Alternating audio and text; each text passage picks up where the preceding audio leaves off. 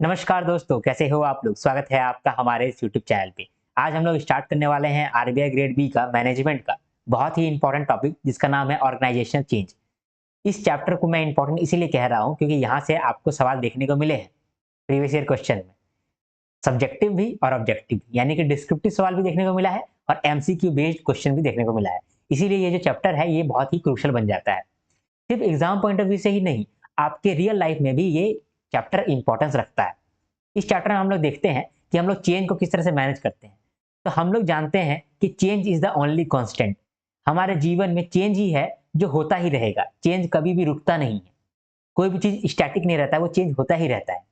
तो हमारे लाइफ में भी हर चीज चेंज होते रहता है। तो चेंज को हम लोग किस तरह से मैनेज करना है, इसको हम लोग समझते हैं इस चैप्टर की मदद से। और ऑर्गेनाइजेशन में भी बहुत सारा चेंज होता है। तो अगर आप ऑर्गेनाइजेशन में आरबीआई ग्रेड बी बन जाइएगा तो वहां पर भी आपको चेंज को मैनेज करना पड़ेगा। तो इसीलिए आपको पढ़ाया जा रहा है ऑर्गेनाइजेशनल चेंज।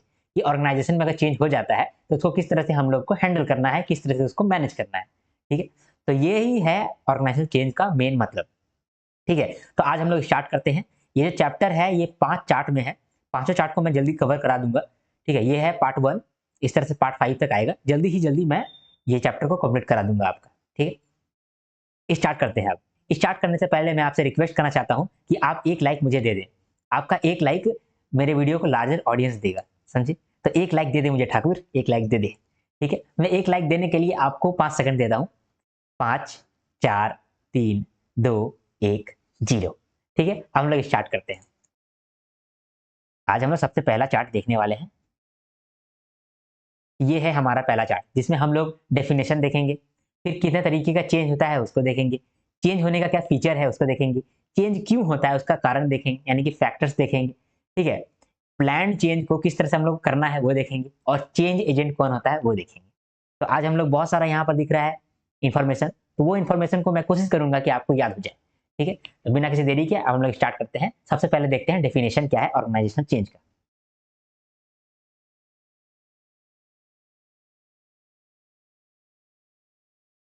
डेफिनेशन कहता है organisational change refers to actions in which company or business alters a major component of its organization such as its culture, the underlying technology or infrastructure।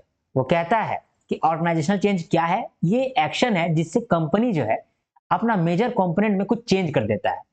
Major component में change कर देता है मतलब वो अपना culture change कर सकता है, वो अपना टेक्नोलॉजी चेंज कर सकता है, जिस टेक्नोलॉजी पे उसका कंपनी बेस्ड है। वो हो सकता है कि अपना इंफ्रास्ट्रक्चर चेंज कर सकता है। मतलब हो सकता है कि कंपनी जो है अपना कल्चर चेंज कर दे। कंपनी अपने एम्प्लॉइज को बोले कि देखो भाई, ऑनेस्टी से जिंदगी भर काम कर चुके, प्रॉफिट नहीं होता है, अब हम लोग डिसऑनेस्टी के साथ काम करेंगे। ठीक है, हम लोग लूटेंगे, लोगों को धोखा देंगे और लूटेंगे। ये कंपनी अभी क्या किया, कल्चर को चेंज कर दिया, ऑनेस्टी से सीधा कल्चर बना दिया डिसऑनेस्टी का। तो कल्चर चेंज कर दिया यानी कि वो ऑर्गेनाइजेशन में क्या किया है, एक चेंज लेके आ गया है। ठीक है, अंडरलाइन टेक भी चेंज कर सकता है। मान लीजिए पहले जो था, हम लोग रिसिप्ट वाइज काम करते थे, कागज से काम करते थे। ठीक है, तो पेपर वर्क हम लोग का ऑर्गेनाइजेशन में ज्यादा होता था। अब हम लोग पेपर वर्क से आ गए हैं डिजिटल में। ठीक है, तो जब हम लोग पेपर वर्क से सीधा डिजिटल में आ जाएंगे तो क्या होगा, ऑर्गेनाइजेशन में चेंज हो जाएगा। बहुत सारा चीज चेंज हो जाएगा, सिस्टम चेंज हो जाएगा, प्रोसेस चेंज हो जाएगा। ठीक है, ऑर्गेनाइजेशन का स्ट्रक्चर चेंज हो जाएगा, नया नया लोग आएगा, पुराना लोग चला जाएगा, है ना। नया लोग जो आएगा उसको सिखाना पड़ेगा, ट्रेनिंग देना पड़ेगा, तो बहुत सारा चेंज होगा। तो ये भी ऑर्गेनाइजेशन चेंज होता है। इंफ्रास्ट्रक्चर हो सकता है कि हम लोग बिल्डिंग में थोड़ा चेंज कर दिए, अभी जो बिल्डिंग में काम करते थे वो बिल्डिंग से हम लोग चेंज कर दिए दूसरा बिल्डिंग में। प्लस पहले हम लोग एक काम को पीछे सिर्फ एक मैनेजर रखते थे, अभी हम लोग मैनेजर का भी एक मैनेजर रखे हैं और वो मैनेजर का एक असिस्टेंट मैनेजर भी रखे हैं। मतलब एक काम के लिए हम लोग 3 मैनेजर रखे हैं। तो यहाँ पर क्या किया, हम लोग इंफ्रास्ट्रक्चर चेंज कर दिए। तो ऑर्गेनाइजेशनल चेंज वो एक्शंस होता है, वो आपका हरकत होता है जिससे कंपनी में या फिर बिजनेस में कोई मेजर कंपोनेंट बदल जाता है, कोई मेजर कंपोनेंट में चेंज आ जाता है। मेजर कंपोनेंट जैसे कि कल्चर, कल्चर मेजर कंपोनेंट है किसी भी कंपनी का, तो कल्चर में चेंज कर दिए तो ऑर्गेनाइजेशन चेंज आ गया।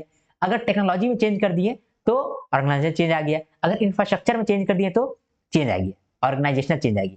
ठीक है, इसीलिए इसका डेफिनेशन क्या कहता है, organisational change is the actions in which company or business alters a major component of its organization, जैसे कि कल्चर, अंडरलाइन टेक्नोलॉजी और इंफ्रास्ट्रक्चर।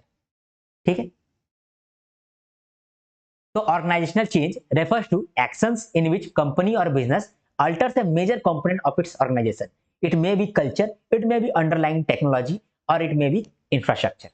तो ये था डेफिनेशन ऑर्गेनाइजेशन चेंज का। मतलब कि ऑर्गेनाइजेशन चेंज का मतलब होता है कि ऑर्गेनाइजेशन में हम लोग चेंज कर दिए। ऑर्गेनाइजेशन में क्या चेंज कर देंगे? ऑर्गेनाइजेशन का मेजर कंपोनेंट को चेंज कर देंगे। मेजर कंपोनेंट क्या हो सकता है? वो हो सकता है कि कल्चर हो, वो हो सकता है टेक्नोलॉजी हो, वो हो सकता है इंफ्रास्ट्रक्चर हो। ठीक है, तो ये हम लोगों ने देखा डेफिनेशन। अब देखते हैं कि चेंज जो है वो कितना तरीके का होता है। चेंज का मेन दो प्रकार है, एक है प्रोएक्टिव और रिएक्टिव चेंज, और दूसरा है प्लान्ड चेंज। ठीक है, तो प्रोएक्टिव चेंज और रिएक्टिव चेंज क्या है इसको एक बार देख लेते हैं। प्रोएक्टिव चेंज क्या होता है, इसका मैं एग्जांपल देना चाहता हूं। अभी मान लीजिए कि मैं कोचिंग इंस्टीट्यूट चलाता हूं, ठीक है, या फिर मान लीजिए कि आप ही कोचिंग चलाते हैं। ठीक है, आप कोचिंग चलाते हैं, तो अभी मैं कोचिंग चला रहा हूं, तो मैं सोच रहा हूं ना कि देखो, बच्चे को समझाने के लिए सबसे बढ़िया तरीका है उसको फिल्म दिखाना। अगर कोई एक स्टोरी है, उस स्टोरी को मैं फिल्म में बना करके दिखा दूं, उसी का वेब सीरीज बना दूं, तो बच्चा कभी भूलेगा नहीं। ठीक है, तो हम ऐसा सोच रहे हैं कि हम अपने ऑर्गेनाइजेशन में क्या करें, फिल्म बनाएं, और फिल्म बना बना करके बच्चे को सिखाएं। तो ये चीज हम क्या किए, चेंज लेकर के आए। हम ऐसा चेंज लेकर के आए हैं जो कि अपने कंपटीशन से हम आगे हैं। जो मेरा कॉम्पिटिटर लोग है, जो बाकी कोचिंग इंस्टीट्यूट है, वो लोग भी सीखेगा यही चीज। वो लोग भी फिल्म मेकिंग सीखेगा, वो लोग भी एनिमेशन सीखेगा, अपने क्लास में एनिमेशन डालेगा। लेकिन कब डालेगा? 4-5 साल के बाद। और हम पहले ही ला रहे हैं। तो ऐसा हम लाए हैं कि हम पहले ही चेंज लेकर के आ रहे हैं अपने ऑर्गेनाइजेशन में। और उसमें हम क्या करेंगे, फिल्म मेकिंग करेंगे, फिल्म से आपको सिखाएंगे, एनिमेशन से आपको सिखाएंगे। समझे? तो हम क्या कर रहे हैं, हम प्रोएक्टिव चेंज कर रहे हैं। हम पहले से ही एक्टिव हैं, पहले से ही चेंज करना चाहते हैं। लेकिन आज से 5 साल बाद क्या होगा, जब पूरा कोचिंग इंडस्ट्री एनिमेशन सीख रहा होगा और एनिमेशन से ही पढ़ा रहा होगा, तब हमको भी मजबूरी में आकर के चेंज करना पड़ेगा, एनिमेशन सीखना पड़ेगा, फिल्म मेकिंग सीखना पड़ेगा। फिल्म मेकिंग सीखना पड़ेगा, एनिमेशन सीखना पड़ेगा।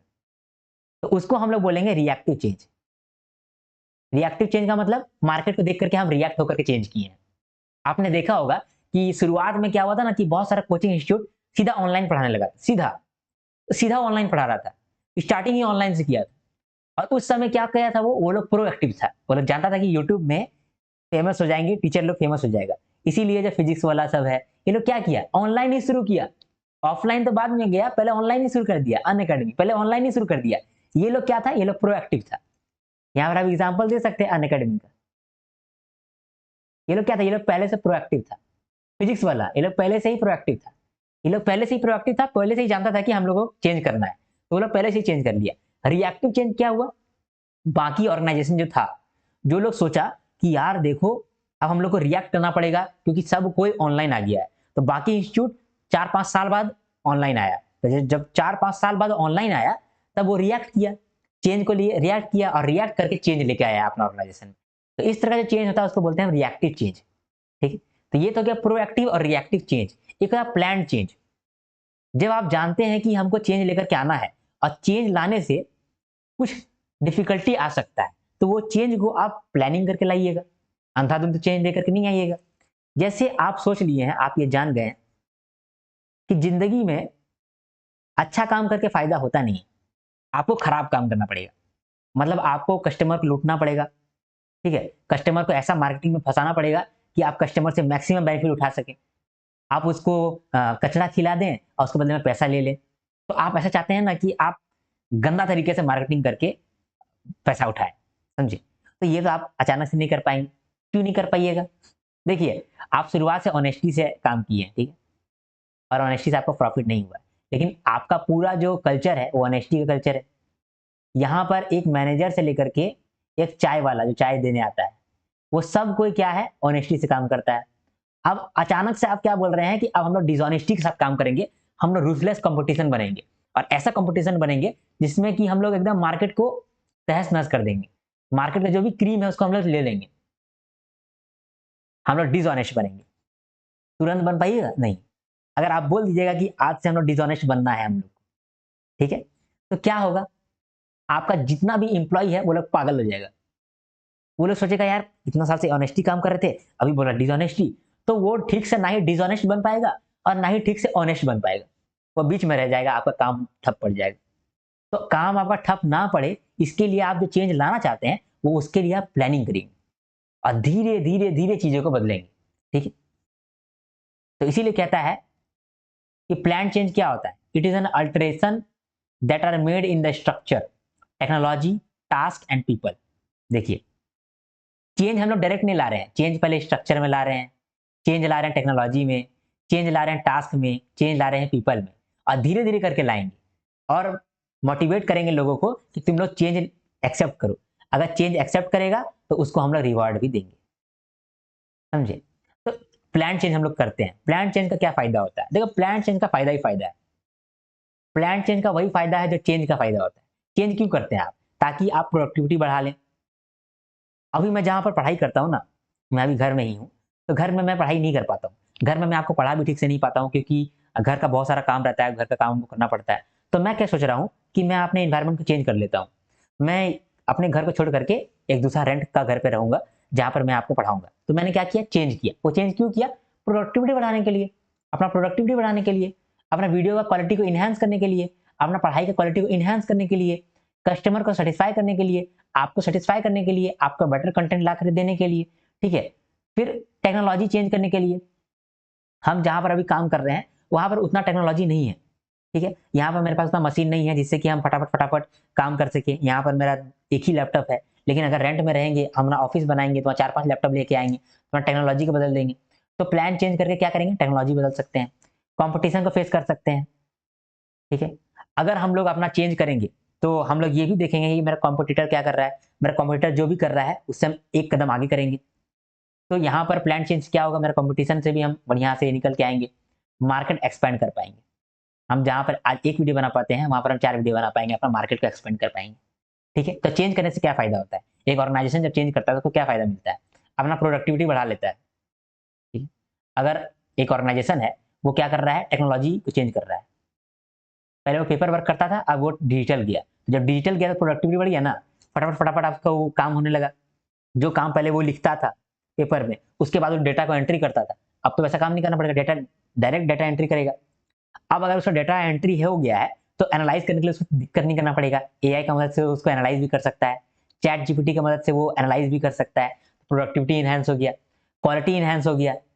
जो क्वालिटी के साथ वो पहले डेटा को एनालाइज़ करता था, अब एआई की मदद से बेटर एनालाइज़ कर सकता है ना?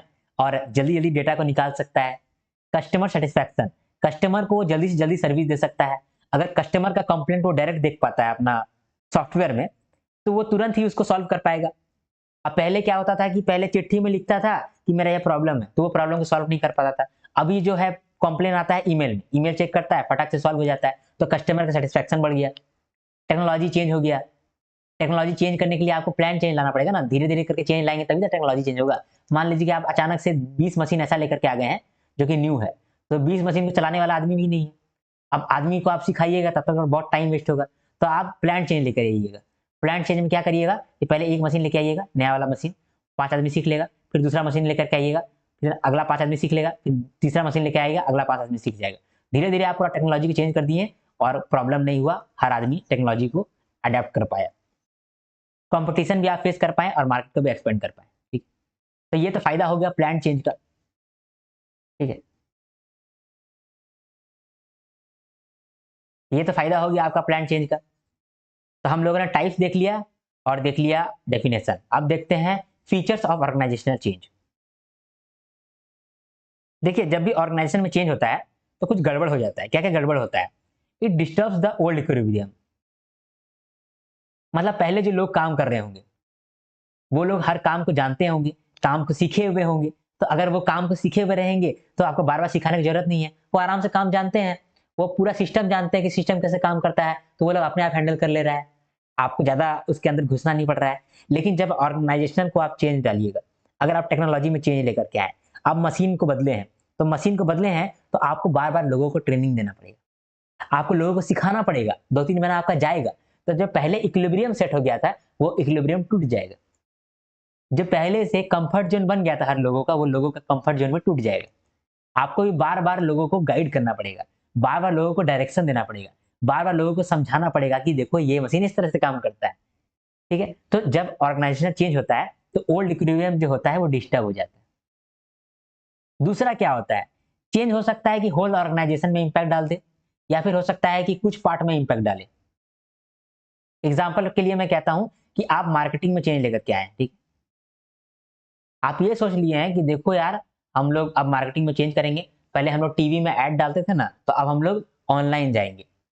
तो ऑनलाइन जाएंगे तो क्या करेंगे, ऑनलाइन जाएंगे तो हम लोग डिजाइन को और सुंदर बनाएंगे, ताकि वो डिजाइन जो है वो वायरल हो सके, ठीक है। साथ में हम लोग रील्स बनाएंगे, ठीक है। साथ में हम लोग इंस्टाग्राम में ऐड चलाएंगे, इंस्टा पे ऐड चलाएंगे। तो यहाँ पर देखिए, अगर आप डिजाइन बनाइएगा तो पहले जो डिजाइन करता था आदमी लोग, उन लोगों को सिखाना पड़ेगा, तो वो लोग इम्पैक्ट पड़ गया। तो आपका जो डिजाइन डिपार्टमेंट था वो इम्पैक्ट पड़ गया, ठीक है। पहले जो आपका सोशल मीडिया हैंडल करता था, अब उसको रील्स बनाना है, तो वो रील्स नहीं बना सकता है। तो रील्स बनाने के लिए आप दूसरा आदमी को लेके आए, वो लोग रील्स बना रहा है, तो वहां पर क्या हुआ, वो डिपार्टमेंट भी आपका थोड़ा दिक्कत हो गया, ठीक है। डिजाइन में जो पैकेजिंग करता था, वो पैकेजिंग में भी आप चेंज करना चाहते हैं। तो आप पैकेजिंग में भी चेंज करना चाहते हैं, तो देखिए पैकेजिंग का जो डिपार्टमेंट था वो भी इम्पैक्ट पड़ गया।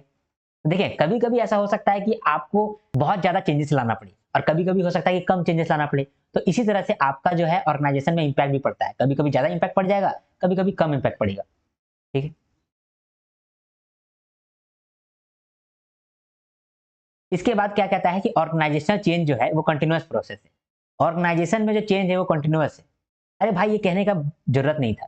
Change is the only constant, सब जानता है, ठीक है। तो ये बात तो ऑब्वियस सा बात हो गई कि चेंज हम लोग को करते रहना पड़ता है, ये कंटिन्यूअस प्रोसेस है। हम लोग को अपग्रेड करते रहना पड़ता है, अपना स्किल को भी अपग्रेड करना पड़ता है, ठीक है। अपना सोच को भी अपग्रेड करना पड़ता है। तो ऑर्गेनाइजेशन का जो चेंज है वो कंटिन्यूअस प्रोसेस रहेगा ही रहेगा। अब देखते हैं कि क्या क्या कारण है जिसकी वजह से ऑर्गेनाइजेशन में चेंज आता है, ठीक है। वो कारण क्या क्या है। कुछ एक्सटर्नल कारण होता है, कुछ इंटरनल कारण होता है। एक्सटर्नल कारण का मतलब कि मार्केट में ही ऐसा सिचुएशन आ गया है कि जो आपको चेंज करने के लिए फोर्स कर रहा है कि चेंज करना पड़ेगा, ठीक है। और कुछ होता है इंटरनल फैक्टर, जो कि आप ऑर्गेनाइजेशन में थोड़ा बहुत चेंजेस किए हैं, जिसकी वजह से ऑर्गेनाइजेशन में चेंज हो गया। थोड़ा बहुत चेंजेस किए थे और चेंज हो गया, तो वो हो गया इंटरनल फैक्टर की वजह से चेंज होना, और एक एक्सटर्नल फैक्टर की वजह से चेंज होना। एक्सटर्नल फैक्टर में क्या क्या आता है, सबसे पहला है टेक्नोलॉजी चेंजेस, ठीक है। आप अपने फैक्ट्री में नया मशीन लेकर के आ गए, ठीक है। तो आप मशीन लेकर के आ गए और नया मशीन चलाने के लिए लोग चाहिए, तो आप लोगों को बदलेंगे या फिर लोगों को आप सिखाएंगे, लोगों को ट्रेनिंग देंगे। तो यहाँ पर चेंज आया ना। ये चेंज किस लिए आया, मशीन की वजह से आया। आप नया नया मशीन लेकर के आए, ठीक है, नया नया टेक्नोलॉजी लेकर के आए, ठीक है। अब मान लीजिए कि आप जो है एआई से काम करवा रहे हैं, जो जो प्रॉम्प्ट इंजीनियर है वो लोग आप हायर करेंगे। तो जब प्रॉम्प्ट इंजीनियर हायर करेंगे तो चेंजेस आया ना आपके ऑर्गेनाइजेशन में। तो ये चेंज कैसे आया, टेक्नोलॉजी की वजह से आया। तो इसको हम लोग बोलते हैं टेक्नोलॉजी की वजह से चेंज आना। अगला है मार्केट कंडीशन। इसमें कॉम्पिटिटर आपको फोर्स करता है चेंज लाने के लिए। एग्जाम्पल के लिए कि कॉम्पिटिटर जो है वो मार्केटिंग में बहुत अच्छा अच्छा काम कर रहा है, तो आपको भी फोकस करना पड़ेगा मार्केटिंग के ऊपर। जैसे कि पहले आप मार्केटिंग में ज्यादा खर्चा नहीं करते थे, लेकिन अभी जो आपका कॉम्पिटिटर हो गया है वो मार्केटिंग में पूरा खर्चा करता है। वो डिस्काउंट पर डिस्काउंट दे रहा है, ऑफर पे ऑफर दे रहा है, उसके साथ साथ वो बहुत सारा चीज फ्री दे रहा है। जैसे कि वो बोल रहा है कि एक के साथ एक फ्री, दो कपड़ा खरीद के लेके जाओ एक कपड़ा फ्री, एक कपड़ा खरीद के जाओ एक वो शैम्पू फ्री। तो वो क्या कर रहा है, वो नया नया मार्केटिंग का खेल कर रहा है। तो आपको भी चेंज होना पड़ेगा, आपको भी मार्केटिंग करना पड़ेगा। तो मार्केट की वजह से आप में चेंजेस करना पड़ा, ठीक है। मार्केटिंग बदलना पड़ा, कंपटीशन बदलना पड़ा। तो मार्केटिंग कंडीशन का मतलब कि कॉम्पिटिटर के थ्रू आपको चेंज करना पड़ रहा है, कॉम्पिटिटर आपको चेंज करने के लिए फोकस कर रहा है। ये हो गया मार्केट कंडीशन। अब है सोशल कंडीशन। आप देखे होंगे कि अभी जो जनता है ना, वो जनता क्या हो गया है, जनता हो गया है होशियार, वो हो गया एजुकेटेड। तो अगर आप उसको एडेड शुगर खिलाइएगा तो वो खाएगा नहीं। बंदा हो गया है हेल्थ कॉन्शियस, तो वो इंग्रेडिएंट्स पढ़ता है। कोई भी चीज पीता है, कोई भी चीज खाता है तो इंग्रेडिएंट्स देखता है। अगर अभी आप दूध लेने जाइएगा, ठीक है, तो मान लीजिए कि एक दूध आता है हिमालय दूध, समझे, ये झारखंड में आता है हिमालय दूध। तो झारखंड में आप हिमालय दूध खरीदने के लिए गए, ठीक है। तो वहां पीछे देखें कि यार इसमें दूध तो है ही नहीं, इसमें खाली प्रोटीन का कुछ मात्रा भर दिया है और इसको दूध के नाम पे बेच रहा है। तो आप पढ़ लिए, तो आप पढ़ लेंगे तो आप उसको खरीदिएगा नहीं खरीदिएगा। फिर दूसरा ब्रांड देखिएगा कि वहां तो फ्रूटी बेच रहा है, तो फ्रूटी में तो चीनी ही है, खाली एडेड शुगर है, और शुगर तो हम लोग के लिए खराब ही है, तो आप फ्रूटी नहीं खरीदिएगा। तो ये जब जानेगा फ्रूटी का कंपनी, तो फ्रूटी कंपनी क्या करेगा, चेंज लेके आएगा, अपना सिस्टम में चेंज लाएगा, अपना स्ट्रक्चर में चेंज ले आएगा, अपना मशीन के अंदर चेंज ले आएगा। तो ये चेंज क्यों लेके आया, सोशल चेंजेस की वजह से।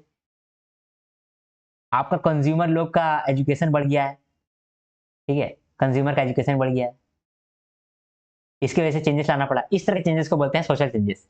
एक है सोशल मीडिया ट्रेंड्स। अभी आपने देखा होगा कि ज़ोमैटो, स्विगी ये लोग रील्स में कमेंट करता है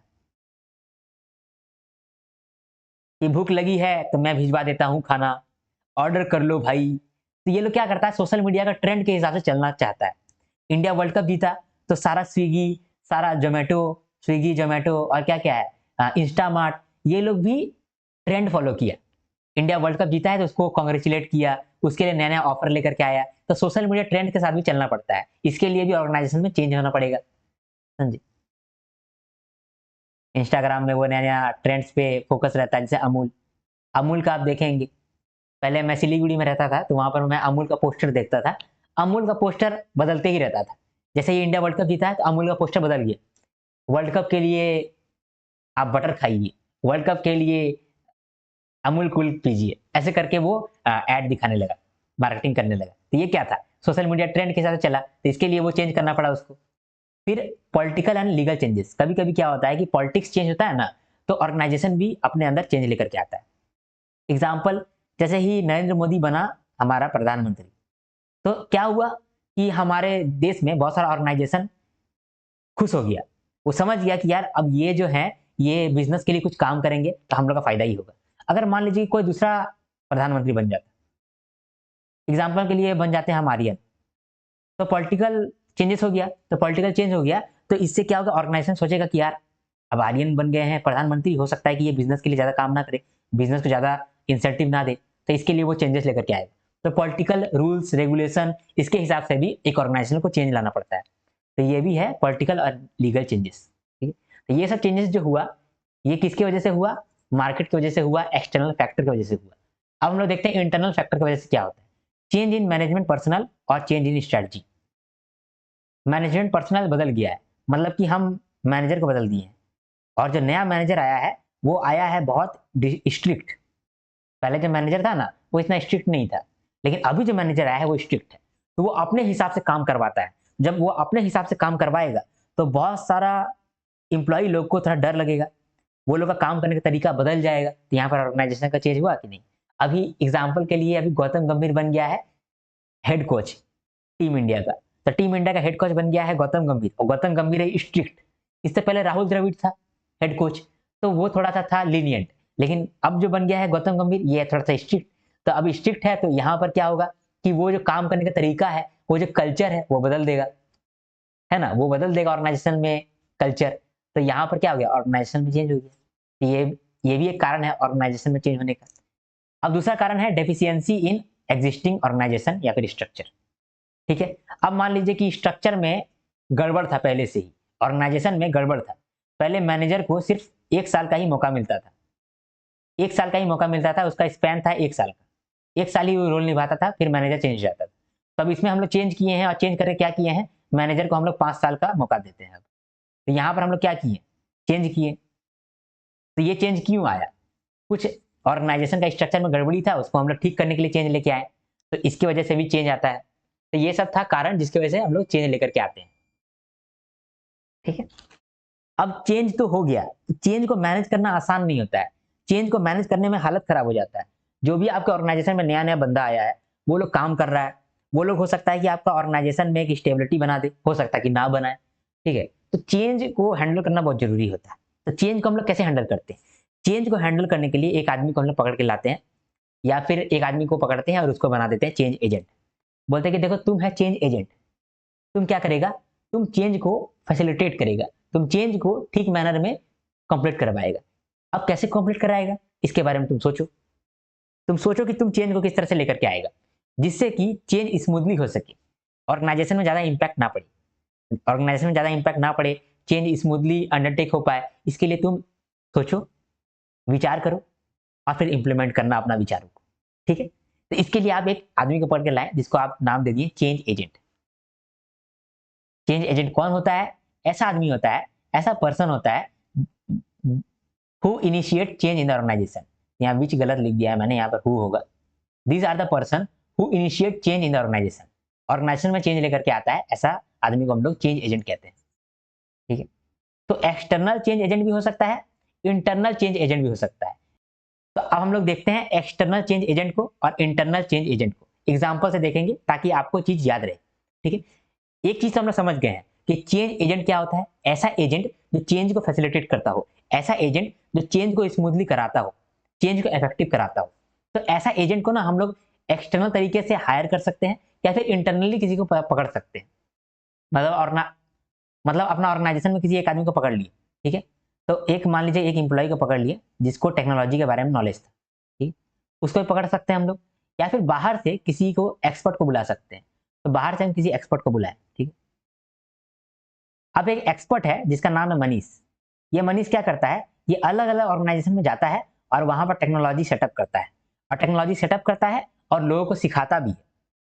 अलग अलग ऑर्गेनाइजेशन में जाता है, वहां पर टेक्नोलॉजी सेटअप करता है, टेक्नोलॉजी को चेंज करता है।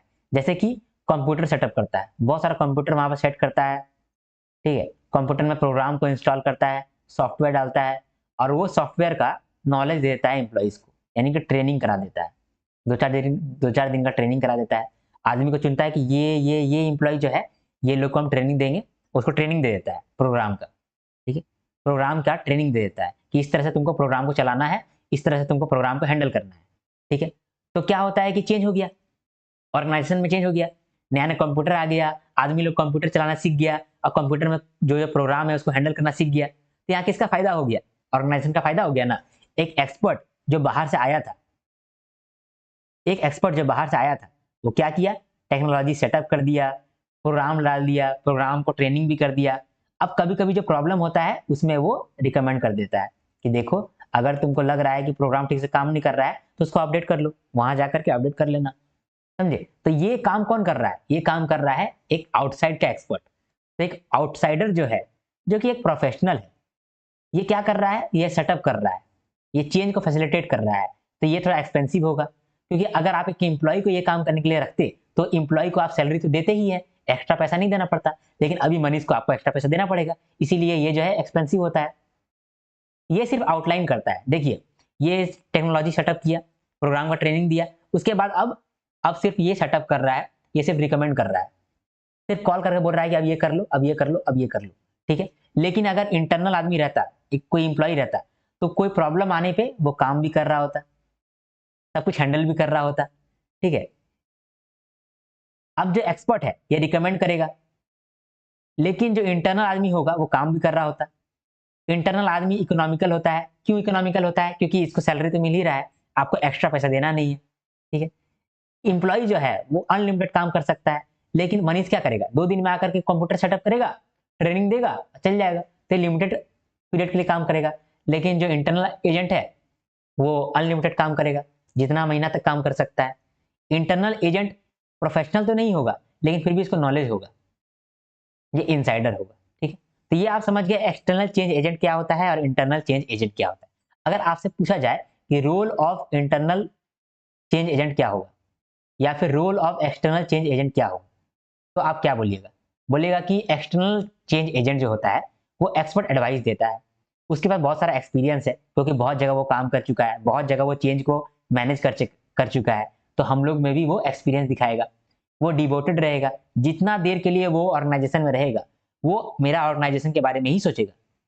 लेकिन इंटरनल आदमी सोचेगा, इंटरनल आदमी को अपना भी काम करना है, चेंज को भी मैनेज करना है, तो वो डिवोटेड नहीं रहेगा। लेकिन एक्सटर्नल आदमी जो आएगा काम करने के लिए, चेंज को हैंडल करने के लिए, वो डिवोटेड रहेगा और उसका फ्रेश पॉइंट ऑफ व्यू रहेगा। मतलब एक बाहर का आदमी को आप लेकर के आइएगा, तो वो तो आपका ऑर्गेनाइजेशन का पॉलिटिक्स को नहीं जानता है, तो वो जो भी पॉइंट ऑफ व्यू देगा वो फ्रेश रहेगा एकदम। अब इंटरनल चेंज एजेंट का क्या क्या रोल है, ये एक लिंक प्रोवाइड करता है। ये जानता है कि हम ऑर्गेनाइजेशन में चेंज लेकर के आ रहे हैं, तो कौन बंदा है जो कि चेंज को एक्सेप्ट कर पाएगा और कौन बंदा है जो चेंज को एक्सेप्ट नहीं कर पाएगा। तो उसी तरह से वो लिंक बनाएगा, जो चेंज को एक्सेप्ट कर पाएगा उसको चेंज में डालेगा, जो चेंज को एक्सेप्ट नहीं कर पाएगा वो बंदा को बिना चेंज वाला डिपार्टमेंट में डालेगा। तो ये लिंक सेटअप कर पाएगा। दूसरा, कम्युनिकेट कर पाएगा। अब इंटरनल चेंज एजेंट है, ये सबसे कम्युनिकेट कर सकता है, ये बिहेवियर को बदल सकता है, ये अपने एम्प्लॉय को मोटिवेट कर सकता है कि देखो भाई, हम लोग चेंज लेकर के आ रहे हैं, ये स्किल को तुम पहले ही सीख लो। देखो भाई, हम लोग ये वाला सिस्टम भी लेकर के आ रहे हैं, इस चीज को तुम सीख लेगा ना, तो ये वाला भी तुम पैसा ज्यादा कमा पाएगा, तो ये चीज तुम सीख लो। तो यहाँ पर क्या हुआ कि लोगों का ये बिहेवियर को चेंज कर पाया, ये मोटिवेशन दे पाया। तो ये भी हम लोगों ने देख लिया, role of internal change agent और एक्सटर्नल चेंज एजेंट। ठीक, आशा करता हूँ कि ये वाला चीज आपको समझ में आया हो।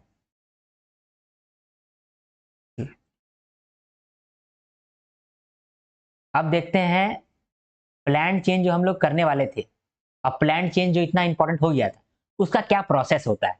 ठीक, हम लोग किस तरह से प्लान चेंज लेकर के आते हैं, देखते हैं चलिए।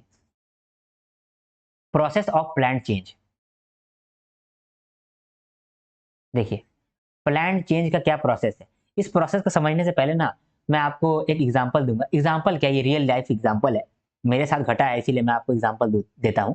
ठीक है, ये जो है प्रोसेस ऑफ ऑर्गेनाइजेशनल चेंज, ये देने वाले का नाम था कर्ट लेविन।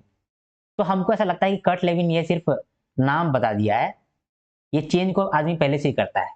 मतलब ये जो नाम दिया ना स्टेज, ये स्टेज पहले आदमी फॉलो करता ही है, ये कुछ नया नहीं बोला है। ठीक है, ये सिर्फ नाम दे दिया है। तो हम लोग कैसे पहले से ही फॉलो कर रहे हैं, मैं आपको बताता हूँ एग्जाम्पल। अब मैं आपको एक एग्जाम्पल देना चाहता हूँ, एक रियल लाइफ एग्जाम्पल है। तो मेरा एक फ्रेंड है जिसका कपड़ा का बिजनेस है।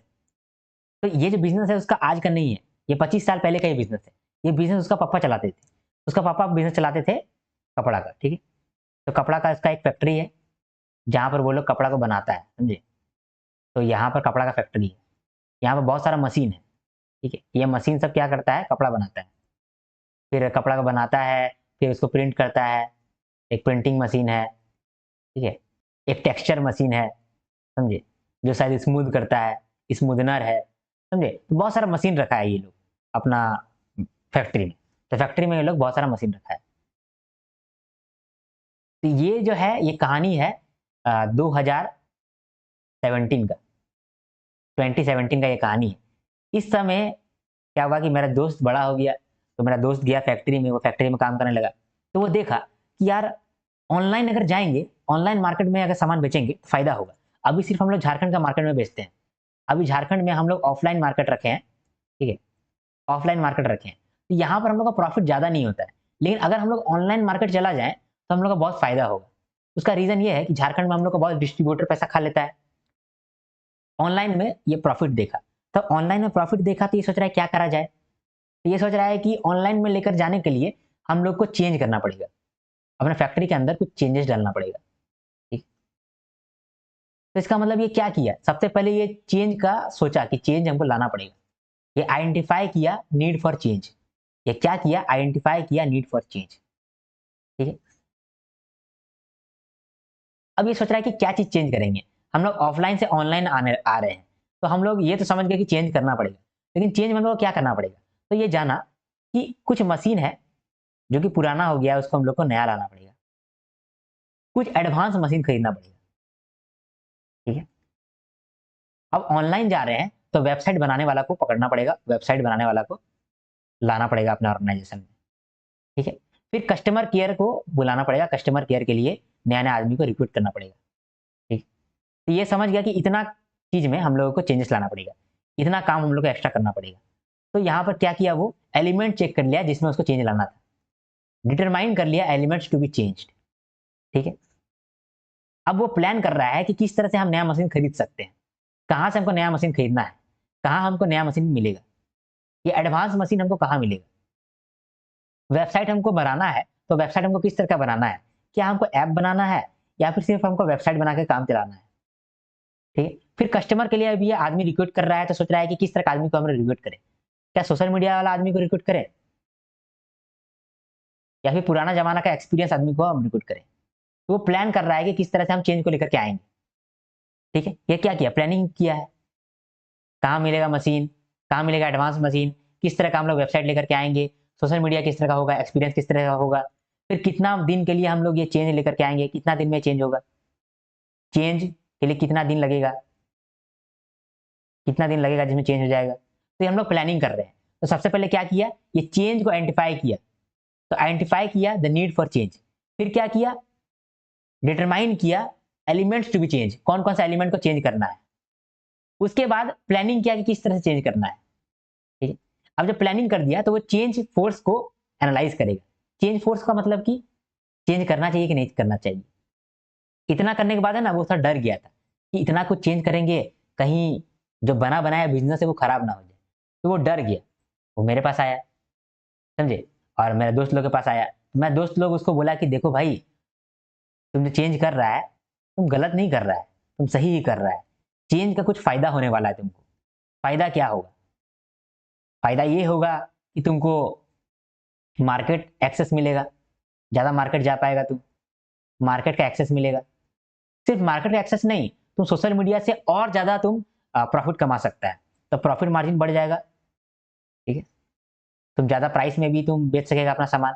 साथ में जब तुम ऑनलाइन बेचेगा तो डिस्ट्रीब्यूटर का खर्चा नहीं लगेगा। तो ये सब तुम्हारा फायदा है चेंज लाने का। चेंज लाने का कुछ नुकसान भी है भाई।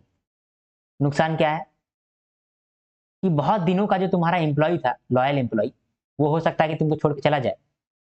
हो सकता है कि कंपटीशन तुमको मार दे, क्योंकि तुम जिस तरह का सोच रहा है उस तरह का तो बाकी आदमी भी सोच रहा है। ठीक है, अब तीसरा, अगर तुम्हारा कॉम्पिटिटर अच्छा प्रोडक्ट लेकर के आया, यानी क्वालिटी अच्छा लेकर के आया, तो तुम जाकर के दिक्कत में फंस जाओगे। तो क्वालिटी भी तुम ध्यान देना। अगर तुम्हारा मार्केट में ये मालूम चल गया कि तुम्हारा क्वालिटी अच्छा नहीं है, तुम्हारा बना बनाया बिजनेस बिगड़ जाएगा। तो ये है फायदा, ये है तुम्हारा नुकसान। तो क्या बोला कि कुछ फायदा है कुछ नुकसान है। कुछ तुमको फोर्स करा के चेंज लाना पड़ेगा, कुछ तुमको फोर्स करा के चेंज लाना पड़ेगा। ठीक है, और कुछ तुमको रोक रहा है कि चेंज तुम मत लाओ। ठीक है, कोई तुम्हारा रिस्ट्रेनिंग फोर्स है, मतलब कि चेंज रोकने के लिए कह रहा है, और कोई बोल रहा है कि चेंज करो। तो ये सब तुम देखा, एनालाइज किया, एसेस किया, तो तुम एसेस करके ये जाना कि चलो यार, चेंज करना फायदेमंद है, तो आप चेंज करके लाए, तो वो चेंज लिया। समझे? तो प्लानिंग किया, फिर वो एसेस किया कि चेंज फोर्स ठीक है कि नहीं है, ड्राइविंग फोर्स यानी कि फायदा, और रिस्ट्रेनिंग फोर्स यानी नुकसान। ये दोनों चीज तुम देखा, ये दोनों चीज को तुम अंडरस्टैंड किया, यानी कि तुम चेंज फोर्स को एसेस किया। जब चेंज फोर्स को तुम एसेस किया, फिर तुम चेंज लेकर के आने लगा। अब हम लोग एक्शन लेंगे चेंज को लेकर के। अब तक हम लोग चेंज कर नहीं रहे थे, हम लोग चेंज के लिए प्लानिंग ही कर रहे थे। अब हम लोग एक्चुअल में चेंज करेंगे। ठीक है, अब तक हम लोग क्या किए? सबसे पहले हम लोग सोचे कि चेंज करना चाहिए, हम लोग आइडेंटिफाई किए कि हम लोग चेंज करना चाहिए। दूसरा, डिटरमाइन किए कि कौन कौन सा एलिमेंट को हम लोग को चेंज करना है। तीसरा, कि इफेक्टिव चेंज हम लोग को किस तरह से करना है, उसका प्लानिंग किए। तो चौथा, कि चेंज फोर्सेस क्या है, चेंज का फायदा क्या हुआ, कि चेंज का नुकसान क्या हुआ। फिर अब हम लोग कर रहे हैं एक्चुअल में चेंज। एक्चुअल में चेंज कैसे होगा? पहले हम लोग अनफ्रीज करेंगे, चेंज करेंगे, रिफ्रीज करेंगे। पहले हम लोग अनफ्रीज करेंगे। ठीक है, अनफ्रीज क्या मतलब? ऑर्गेनाइजेशन को थोड़ा सा तोड़ देंगे ताकि बढ़िया से जोड़ सके। ठीक है, फैक्ट्री में क्या करेंगे, हम 10 आदमी को निकाल देंगे, 10 आदमी को निकाल देंगे, उसको हम लोग ले ऑफ कर देंगे, बाहर कर देंगे। ठीक है, तो अनफ्रीज हो गया। फिर हम लोग चेंज लेकर के आएंगे, मतलब नया नया मशीन लेकर के आएंगे। ठीक है, उसके बाद नया नया स्ट्रक्चर बनाएंगे, और उस स्ट्रक्चर के आधार पे फिर हम लोग रिफ्रीज करेंगे। नया नया आदमी को लेकर के आएंगे और नया नया आदमी को हायर करेंगे। मतलब 10 आदमी को पहले ले ऑफ किए, अनफ्रीज कर दिए, फिर चेंज किए, मतलब नया नया आदमी को लेकर के आए। ठीक है, हायर किए, नया नया आदमी को स्ट्रक्चर सिखाएं, नया नया आदमी को ट्रेनिंग दिए, मतलब सारा चेंज कर दिए, और फिर उसको रिफ्रेश कर दिए। फिर वापस से 10 आदमी को हर जगह बैठा दिए, बोले कि अब देखो काम करो। तो 3 स्टेज में हम लोग काम किए, पहले अनफ्रीज किए, फिर चेंज किए, फिर रिफ्रेश किए। ये कर्ट लेविन का चेंज मॉडल है, इसको हम लोग अगला वीडियो में फिर और डिटेल में समझेंगे भी। ठीक है, अभी सिर्फ ये समझ लीजिए कि हम लोग चेंज कैसे लाए। पहले हम लोग अनफ्रीज किए, फिर चेंज किए, फिर रिफ्रेश किए। मतलब पहले अपना खिलौना को तोड़े, फिर खिलौना में कुछ चेंजेस किए, और फिर खिलौना को जोड़ दिए। समझे? तो चेंज किए हम लोग, फिर बाद में जो चेंज हो गया तो हम लोग फीडबैक लिए कि देखो सब चेंज ठीक हो गया कि नहीं हुआ। फिर हम लोग रिव्यू किए कि चेंज ठीक हो गया कि नहीं हो गया। अगर कुछ चेंज में कुछ गड़बड़ है तो उसको वापस से ठीक कर देंगे, है ना। तो इस यही प्रोसेस है चेंज का। पहले identifying the need for change, determining elements to be change, planning for effective change, assessing change forces, action for change यानी कि अनफ्रीजिंग, चेंजिंग, रिफ्रीजिंग, और लास्ट में फीडबैक एंड रिव्यू। ठीक, तो यहाँ पर मैंने ये पूरा आपको पढ़ा दिया। ठीक है, पूरा समझा दिया। अब इसको हम लोग फाइनली एक बार समराइज कर लेते हैं, फटाफट समराइज करते हैं। ऑर्गेनाइजेशनल चेंज क्या होता है? ऑर्गेनाइजेशन चेंज का ये मतलब होता है कि ऑर्गेनाइजेशन के अंदर में चेंज हो गया है, और वो चेंज मेजर कंपोनेंट का चेंज है। यानी कि हो सकता है कि कल्चर चेंज हो गया हो सकता है कि टेक्नोलॉजी चेंज हो गया हो सकता है कि इंफ्रास्ट्रक्चर चेंज हो गया हो। चेंज से क्या होता है? चेंज से ओल्ड इक्विलिब्रियम डिस्टर्ब हो जाता है। चेंज बहुत इंपैक्ट कर सकता है, कम इंपैक्ट भी कर सकता है। ऑर्गेनाइजेशनल चेंज जो है वो कंटिन्यूअस प्रोसेस है। जब ऑर्गेनाइजेशन को अपग्रेड करना पड़ेगा तो ऑर्गेनाइजेशन चेंज लेकर के आएगा ही आएगा। ये चेंज कैसे होता है? ये चेंज का कुछ एक्सटर्नल फैक्टर है, कुछ इंटरनल फैक्टर है। एक्सटर्नल फैक्टर का मतलब कि टेक्नोलॉजी की वजह से चेंजेस हो गया, मतलब कि मशीन आप नया लेकर के आए तो नया नया आदमी को लेकर के आना पड़ेगा। ठीक है, एआई लेकर के आए हैं अपने ऑर्गेनाइजेशन में तो नया नया आदमी को लेकर के आना पड़ेगा, नया नया एम्प्लॉय को लेकर के आना पड़ेगा। ठीक है, स्ट्रक्चर चेंज किए हैं तो नया नया मैनेजर को लेकर के आना पड़ेगा। तो ये हो गया टेक्नोलॉजी चेंजेस। दूसरा है मार्केट कंडीशन। आपका कॉम्पिटिटर आपको चेंज करने के लिए बाध्य कर दिया। आपको कॉम्पिटिटर बोल रहा है कि देखो हम ना कंपटीशन में आगे बढ़ रहे हैं, हम नया नया ऑफर लेकर के आ रहे हैं, नया नया डिस्काउंट लेकर के आ रहे हैं, तो उससे क्या होगा, आपको भी चेंज लाना पड़ेगा। तो ये है change due to market condition. तीसरा है सोशल चेंजेस। सोसाइटी में चेंजेस हो गया है, आपका जो कंज्यूमर है वो एजुकेटेड हो गया है, तो आपको भी बेटर तरीके से उसको सर्व करना पड़ेगा। अगर आपका जो कस्टमर है वो जानता है कि एडेड शुगर हम लोग नहीं खाएंगे, ज़्यादा चीनी वाला हम लोग सिरप नहीं पिएंगे, तो आप कम चीनी वाला सिरप बनाइएगा, कम चीनी वाला जूस बनाइएगा। तो आप चेंजेस किए ना सोसाइटी की वजह से, तो इसको हम लोग बोलते हैं सोशल चेंजेस। एक है social media trends. Social media trends को लेकर के आपको चेंज होते रहना पड़ता है, तो इसके लिए आप हमारे ऑर्गेनाइजेशन में चेंज लेकर के आइएगा। उसके बाद है पॉलिटिकल और लीगल चेंजेस। हो सकता है कि पॉलिटिकल कुछ चेंजेस हो जाए, पॉलिटिकल पार्टी बदल जाए, या फिर नया नया रूल्स रेगुलेशन आए, तो उसकी वजह से भी आपका ऑर्गेनाइजेशन में चेंज होना पड़ेगा। एक होता है इंटरनल फैक्टर, जैसे कि आप अपने मैनेजमेंट को बदल दिए हैं। ठीक है, अगर आपका मैनेजमेंट पहले स्ट्रिक्ट था, अभी आ गया लीनियन मैनेजर, तो वो कल्चर चेंज कर देगा। या फिर हो सकता है कि कल्चर को और हार्ड कर दे, स्ट्रिक्ट बना दे कल्चर को, तो इससे भी चेंजेस हो जाएगा आपके ऑर्गेनाइजेशन में। फिर अगर आपका ऑर्गेनाइजेशन में पहले से ही कुछ गड़बड़ है स्ट्रक्चर में, तो वो स्ट्रक्चर को आप चेंज करिएगा, तो वहां पर भी चेंज हो गया। ठीक है, तो ये था फैक्टर्स अफेक्टिंग ऑर्गेनाइजेशनल चेंज। अब कितने तरीके का चेंज होता है, प्रोएक्टिव और रिएक्टिव। प्रोएक्टिव चेंज का मतलब होता है कि आप पहले से ही मार्केट को देख करके चेंज लेकर के आ गए। और दूसरा होता है रिएक्टिव चेंज, मार्केट आपको इस तरह से फोर्स कर रहा है कि आपको भी अब रिएक्ट करना पड़ेगा, आपको भी चेंज लेकर के आना पड़ेगा। एक होता है प्लान्ड चेंज। प्लान्ड चेंज बहुत ही अच्छा चीज है। इसका रीजन ये है कि जब आप चेंज लेकर के आते हैं तो आपका कंपनी हो सकता है कि अच्छा से काम ना कर पाए, तो अच्छा से काम ना कर पाएगा, इसके लिए आप क्या करेंगे, चेंज लेने से पहले ही आप प्लानिंग करेंगे कि चेंज आप बढ़िया से लेकर के आए। तो प्लान करके जो आप चेंज लेकर के आते हैं उसको हम लोग कहते हैं प्लान्ड चेंज। इसका क्या क्या ऑब्जेक्टिव है, क्या क्या फायदा होता है। प्लान्ड चेंज का बहुत फायदा होता है, आपका प्रोडक्टिविटी बढ़ जाता है, क्वालिटी बढ़ जाता है, कस्टमर का सेटिस्फैक्शन बढ़ जाता है, टेक्नोलॉजी में चेंज आता है, जिससे आपका कंपटीशन में आप आगे बढ़ पाते हैं, आप मार्केट भी एक्सपेंड कर पाते हैं। प्लान्ड चेंज को लाने का एक प्रोसेस होता है। पहला कि आपको आइडेंटिफाई करना पड़ेगा नीड फॉर चेंज, कि आपको चेंज करना है या नहीं करना है, पहले तो आपको यही सोचना पड़ेगा। दूसरा कि क्या चीज चेंज करना है, पहले आप जान गए कि चेंज करना है, तो दूसरा कि आपको क्या चीज चेंज करना है, determining the elements to be change. फिर तीसरा में आप प्लान करेंगे चेंज को लेकर के, तो प्लानिंग फॉर इफेक्टिव चेंज। फिर आप एसेस करेंगे चेंज फोर्सेस को कि चेंज का क्या फायदा है, क्या नुकसान है। उसके बाद आप एक्शन करेंगे चेंज को लेकर के, यानी कि पहले अनफ्रीज करेंगे, चेंज करेंगे, रिफ्रेश करेंगे, और जब पूरा चेंज हो गया तो उस पूरा चेंज में फीडबैक देखेंगे और रिव्यू देखेंगे।